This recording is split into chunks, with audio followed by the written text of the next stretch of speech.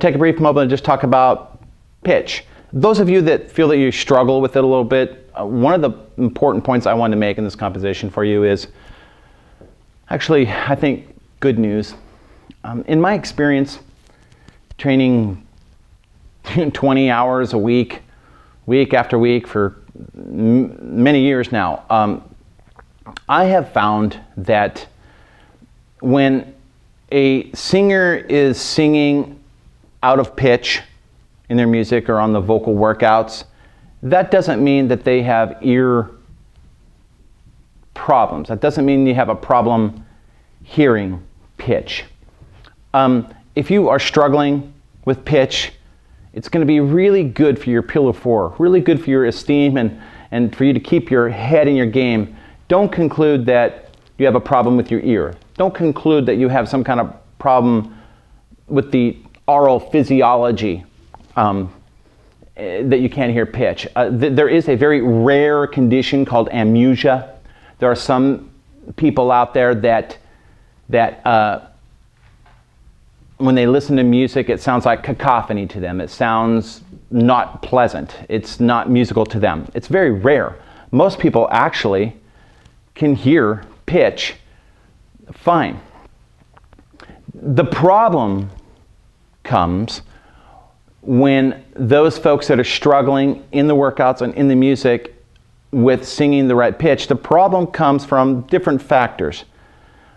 First and foremost, usually it means that something in your technique isn't lined up. Something in your technique isn't balanced.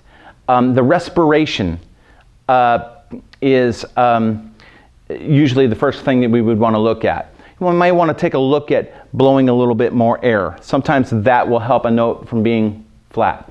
Another thing that in your technique that will be off, perhaps resulting in notes sounding flat, is the placement. As you work on these bridging and connecting workouts, and you roll up to those head tones, those heady placements out here, if you don't have the right placement, if you're not in the right place where that particular pitch in your body needs to be placed and needs to resonate out of, the pitch will be flat.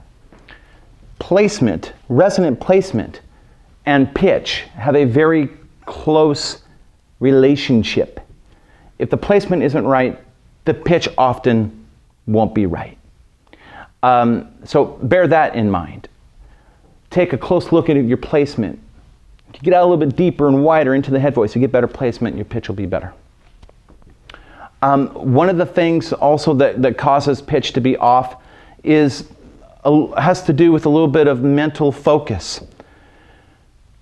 Some singers, in a funny way, I guess, they seems like they for whatever reason, I'm not quite sure, but for whatever reason, they never really got a sense to think about pitch as something that had to be exact dead on.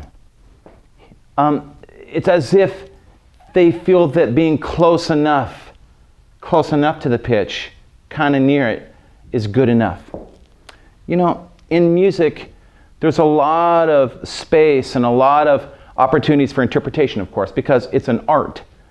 But there are two things in music that aren't really available for interpretation quite as much. They stand to represent the mathematics inside music.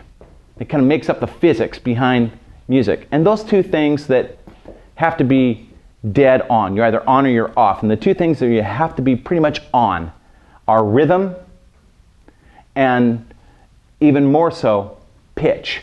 You can't be kind of on the beat or kind of off the beat, and you can't be kind of near the pitch. Your rhythm and your pitch are absolutely critical to your musicianship.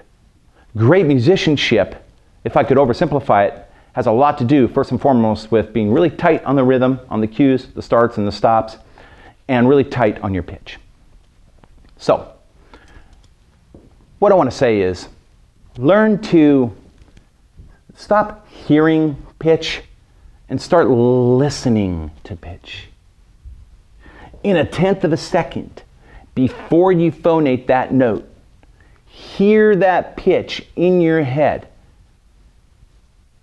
Hear that note, hear that pitch in your head before you sing it.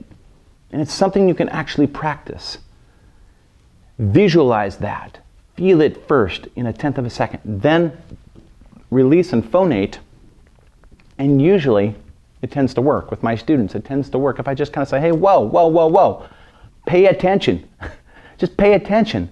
Listen closer. Hear that note. Focus. Meditate on that note in a tenth of a second before you phonate it. Hear that note.